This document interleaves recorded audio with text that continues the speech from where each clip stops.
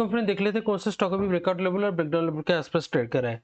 तो सबसे पहले देखेंगे निफ्टी का एनालिसिस, उसके बाद जो भी स्टॉक है मैं आपके साथ शेयर करूंगा।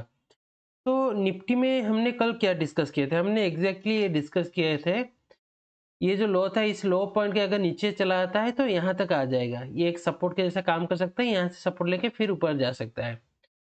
तो एग्जैक्टली ऐसा ही बिहेव किया है। इसको ब्रेक करने के बाद यहाँ पर ये सपोर्ट लिया है, तब अब कल कैसा बिहेव कर सकता है देखिए। यहाँ से अगर मैं ड्रॉ करूंगा तो एक ट्रेंड लाइन जैसा आ रहा है।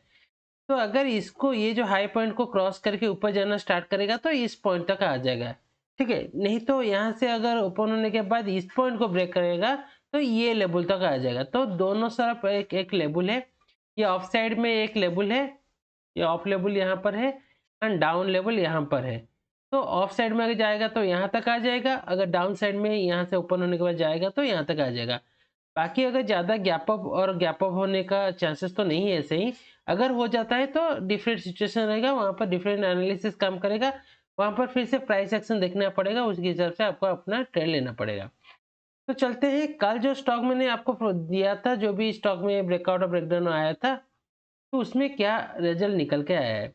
तो कल जो स्टॉक मैंने दिया था इसके ऊपर आपको बाइंग था। तो यहाँ से अगर यहाँ देखेंगे तो आराम से आपको 1 से 2% यहाँ पर आपको टारगेट मिल गया होगा, ठीक है। और एक स्टॉक में भी आपको एंट्री मिला था, दैट इज क्यूमिंस। बाकी जिन स्टॉक में एंट्री नहीं मिला था, और एक स्टॉक में मिला था जिसमें लगभग कॉस्ट टू कॉस्ट में आपको निकलना पड़ा होगा, नहीं तो 0.5% के से लेके 1% तक का टारगेट आपको मिला होगा। यहाँ पर अगर मैं दिखाऊंगा, यहाँ पर अच्छा टारगेट मिला था, क्योंकि इसके नीचे अगर सेलिंग था तो इस पॉइंट से लेके यहाँ तक देखेंगे तो मिनिमम 3% के आसपास आपको टारगेट आपको इजीली यहाँ पे अचीव हो गया होगा, ठीक है।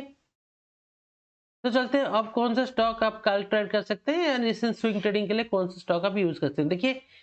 और ये एक स्टॉक भी था, ये भी एक स्टॉक मैंने आप दिया था, इसके नीचे मैंने सेल करने के लिए बोला था, जिसको आपको कॉस्ट टू कॉस्ट निकालना पड़ा होगा। ये स्टॉक के बारे में मैं बता रहा था, जिसको आप कॉस्ट टू कॉस्ट निकालना पड़ा होगा, नहीं तो आपको 0.5% 0.7% का यहाँ पर टारगेट मिलता है, ठीक है।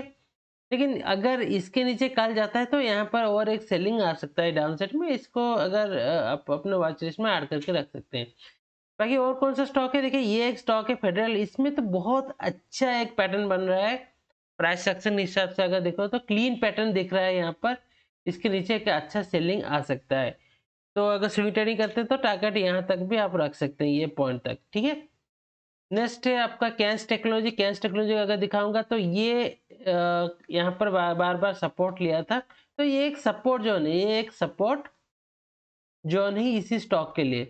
तो अब क्या कर रहा है, इसके आसपास है एक बड़ा सा कैंडल ये बनाया था, लेकिन अब उसके बाद ना इस कैंडल को हाई को ब्रेक किया ना लो को ब्रेक किया, लेकिन आज का जो कैंडल बना है इस कैंडल के लो के आसपास ट्रेड कर रहा है। तो इसको अगर ब्रेक करेगा तो यहाँ पर एक शार्प सेलिंग आपको डाउन साइड में देखने को मिल सकता है, क्योंकि स्टॉक अभी ऊपर नहीं गया। स्टॉक ऊपर जाने के लिए ये पॉइंट को ब्रेक करना पड़ेगा, जब तक इस पॉइंट को ब्रेक नहीं करेगा वो ऊपर नहीं जा पाएगा। नेक्स्ट है बोरन बेवरेज। बोरन बेवरेज में देखिए एक क्लीन यहाँ पे चार्ट बन रहा है ट्रेंड लाइन का, काफी बार यहाँ पर रेजिस्टेंस लिया है। तो अभी ये जो पॉइंट है, ये पॉइंट का जो इसके आसपास आज क्लोजिंग दिया है, ये पॉइंट को अगर ब्रेक करेगा, लगभग राउंड फिगर भी है 500 का, एक राउंड फिगर भी है, तो यहाँ से एक अगर ब्रेक करता है तो यहाँ पर एक अच्छा बाइंग आपको देखने को मिल सकता है, ठीक है। नेक्स्ट है मैनकाइंड फार्मा। मैनकाइंड फार्मा में भी एक ट्रेंड लाइन था जिसका ये ब्रेकआउट दिया है, एक हाई बनाया था, अभी इसी हाई के आसपास फिर से ट्रेड करा है, तो ये पॉइंट को अगर ब्रेक करेगा तो यहाँ पर भी बाइंग आएगा। यहाँ तक का आपका आगे एक टारगेट रख सकते हैं, उसके बाद सेकंड टारगेट यहाँ तक आपका रह सकता है यहाँ पर। The final stock is Tata steel. Tata steel का स्टॉक मैंने आज के ट्रेड के लिए कल दिया था, लेकिन यहाँ पर हमको ट्रेड मिला नहीं। लेकिन आज एक बहुत ही अच्छा एक डोजी कैंडल यहाँ पर बनाया है, ठीक है।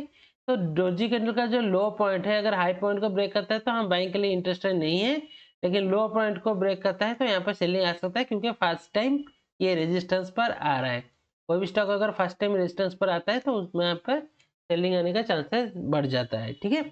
तो वीडियो अगर आपको जानकारी से भरपूर लगा तो वीडियो को लाइक, चैनल को सब्सक्राइब करना मत भूलें, और चाहे तो अपने फ्रेंड्स के साथ भी ये वीडियो शेयर कर सकते हैं, ठीक है। Thank you.